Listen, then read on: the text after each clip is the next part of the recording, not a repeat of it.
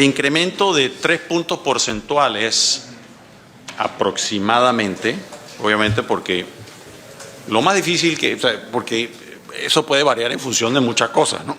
Aproximadamente representa, como 500 millones en total de la empresa privada y del Estado.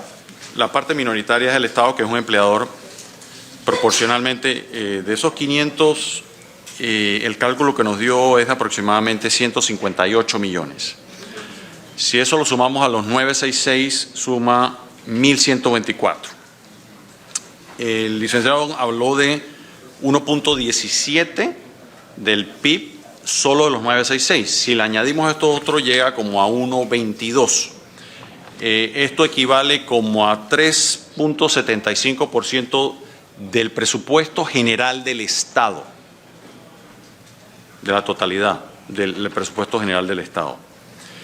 Eso significa que a esos montos, vis a vis el tamaño del presupuesto general del Estado, es manejable a esos niveles.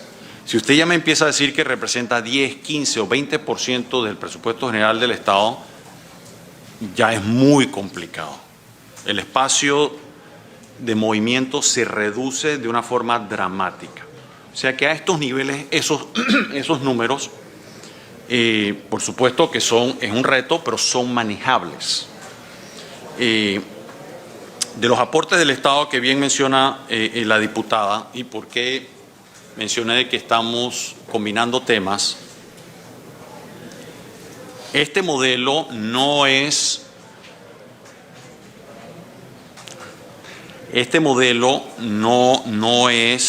un modelo tributario. Y a veces lo que veo es que mezclamos la discusión.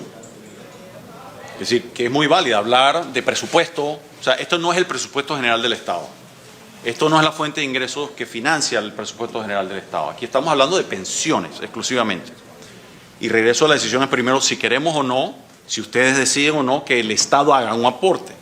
Si la respuesta es sí, entonces viene la siguiente: bueno, se tiene obligatoriamente, y eso lo manda la ley, que incluirse en el presupuesto general del Estado, lo cual tendría dos leyes de la República, la de la caja y la del presupuesto. Y la del presupuesto, cuando se ingresa allí, tiene que tener una contraparte de ingresos.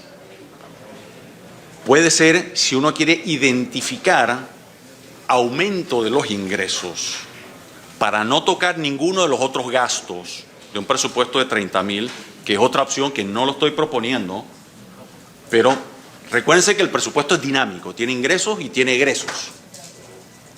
Si de esos egresos los diputados dicen, bueno, ahí hay egresos que son muy altos o que sabemos que no se van a utilizar y no se van a cumplir, ahí tiene un espacio de movimiento también. Esto es dinámico.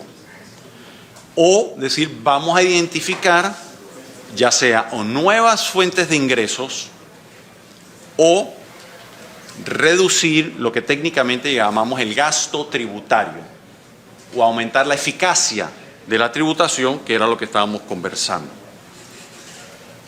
Hay muchas formas de hacerlo. Ahora, eso son dos discusiones distintas. Una es, se toma la decisión de las pensiones y después entramos en una discusión presupuestaria, fiscal, y hago fiscal no solo tributaria, porque incluye ingresos y egresos.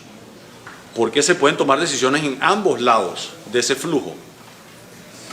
Inclusive uno se podría concentrar exclusivamente en un presupuesto de 30.000 millones, decir, vamos a ajustar, una vez aprobado esto, en una discusión formal entre el Ejecutivo y el Legislativo, que inicia en la Comisión de Presupuesto, vamos a realizar ajustes a la ley de presupuesto para atender estas decisiones que se han tomado en función de la caja, que perfectamente puede entrar en discutir la asignación de los recursos en términos de los gastos. Fíjese que aquí no hemos hablado nada de ello.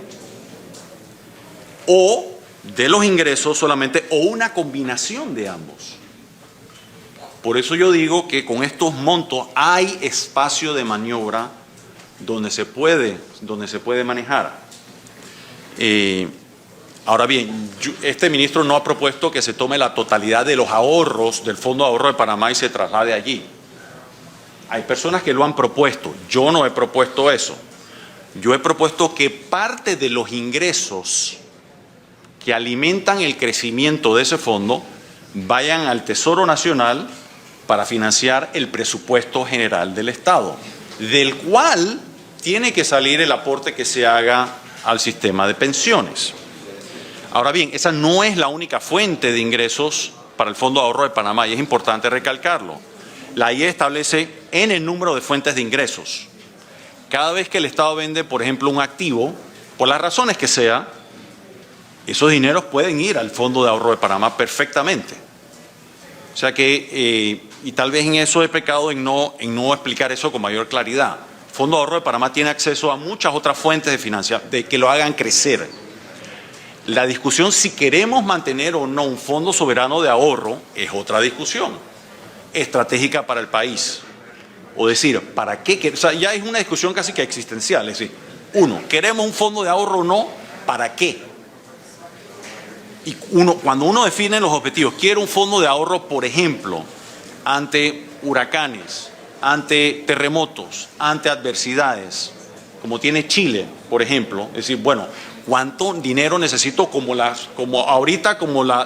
crisis climatológica que tuvimos ahora, que se destruyeron carreteras, etcétera, que nos toca entrar a reparar?